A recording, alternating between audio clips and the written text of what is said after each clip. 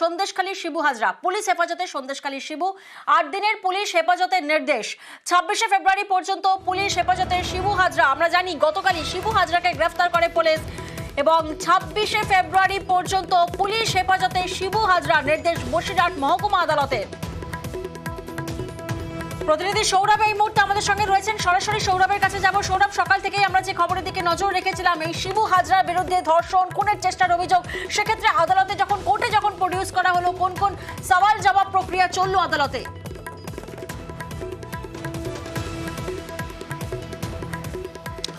একেবারেই প্রিয়াঙ্কা, তোমাকে প্রথমেই জানাবো যে 8 দিন পুলিশ হেফাজতের নির্দেশ দেওয়া হয়েছে বসিরহাট আদালতের তরফ থেকে, সেই আদালত থেকে কার্যত অনেকটাই দূরে মিনাকা থানা, সেখানে কিন্তু আনা হয়েছে কিছুক্ষণ আগে শিবু হাজরাকে।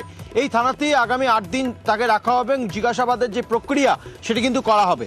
আদালতে শিবু হাজরার আইনজীবীর তরফ থেকে যেটা বারবার সওয়াল করা হচ্ছিল যে যেই মামলাতে তাকে গ্রেফতার করা হয়েছে সেই মামলা অর্থাৎ ভুল মামলা তাকে গ্রেফতার করা হয়েছে, অর্থাৎ যেই ঘটনার উল্লেখ করছে পুলিশ সেই ঘটনার সাথে কোনোভাবেই জড়িত ছিলেন না শিবু হাজরা, এমনটাই কিন্তু বারবার তার আইনজীবীর তরফ থেকে কিন্তু দাবি করা হচ্ছে। পাল্টা পাবলিক প্রসিকিউটর সরকারি আইনজীবীর তরফ থেকে যেটা দাবি করা হচ্ছে যে যিনি অভিযোগ করেছেন বা যিনি 164 স্টেটমেন্ট দিয়েছেন, গোপন জবানবন্দি দিয়েছেন, তিনি সরাসরিভাবে এই শিবু হাজরার নাম কিন্তু বলেছেন এবং সেই জায়গা থেকে অভিযোগপত্রে তার নাম এবং তার বিরুদ্ধে নাম হয়েছে এবং সেই জায়গা থেকে শিবু হাজরাকে গ্রেফতার করা হয়েছে। দীর্ঘক্ষণ এই সওয়াল জবাব চলে এবং পরবর্তী ক্ষেত্রে অর্ডার রিজার্ভ রাখা হয়।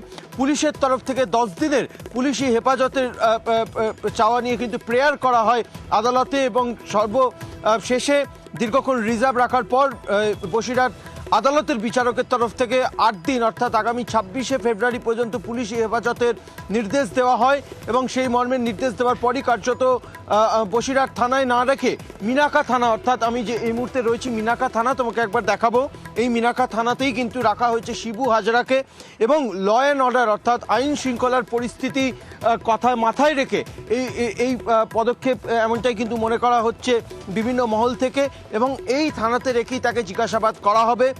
যেহেতু নেচার থানা বা সন্দেশখালী থানায় সেখানে নিয়ে গেলে আইন শৃঙ্খলার পরিস্থিতি সমস্যা হতে পারে, অবনতি হতে পারে বা যেই অগ্নিগর্ভ পরিস্থিতি হয়ে উঠেছিল সেই পরিস্থিতি পুনরাবৃত্তি হতে পারে, সেই কথা মাথায় রেখে মিনাকা থানায় কিন্তু আনা হয়েছে শিবু হাজরাকে এবং আগামী 26 তারিখ যেদিন নেক্সট প্রোডাকশন ডেট, সেই 26 তারিখ পর্যন্ত তাকে কিন্তু জিজ্ঞাসাবাদের যে প্রক্রিয়া সেটি কিন্তু করবে তদন্তকারী আধিকারিকরা। শুধু শিবু হাজরা নয়, শিবু হাজরার সঙ্গে যারা জড়িত রয়েছে অর্থাৎ বিভিন্ন নাম যেগুলো উঠে আসছে সেই সমস্ত অভিযুক্তদেরও কিন্তু খোঁজ তল্লাশি চালাবে এবং তাদের ব্যাপারেও কিন্তু জিজ্ঞাসাবাদ করবে শিবু হাজরাকে তদন্তকারী আধিকারিকরা, এমনটাই কিন্তু পুলিশ সূত্রে খবর। প্রিয়াঙ্কা।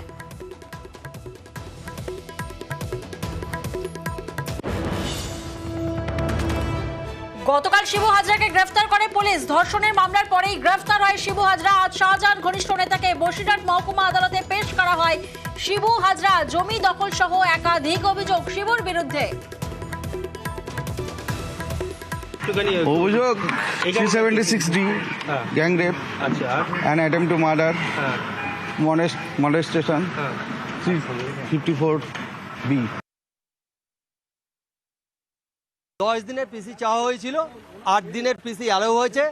আগামী 26 তারিখে ওকে বসিরহাট কোর্টে এই কেস থেকে নিয়ে আসবে। ওটা ওই অনারেবল সুপ্রিম কোর্টের গাইডলাইনে যেটা বলা আছে সেটা ওদেরকে ফলো করতে বলেছে। পুলিশ হেফাজতে সন্দেশখালীর শিবু হাজরা 8 দিনের পুলিশ হেফাজতে নির্দেশ 26শে ফেব্রুয়ারি পর্যন্ত পুলিশ হেফাজতে শিবু হাজরা নির্দেশ দিয়েছে বসিরহাট মহকুমা আদালত। আমরা জানি শিবু হাজরার বিরুদ্ধে ধর্ষণ এবং খুনের চেষ্টার অভিযোগ। গতকালই শিবু হাজরাকে গ্রেফতার করে পুলিশ।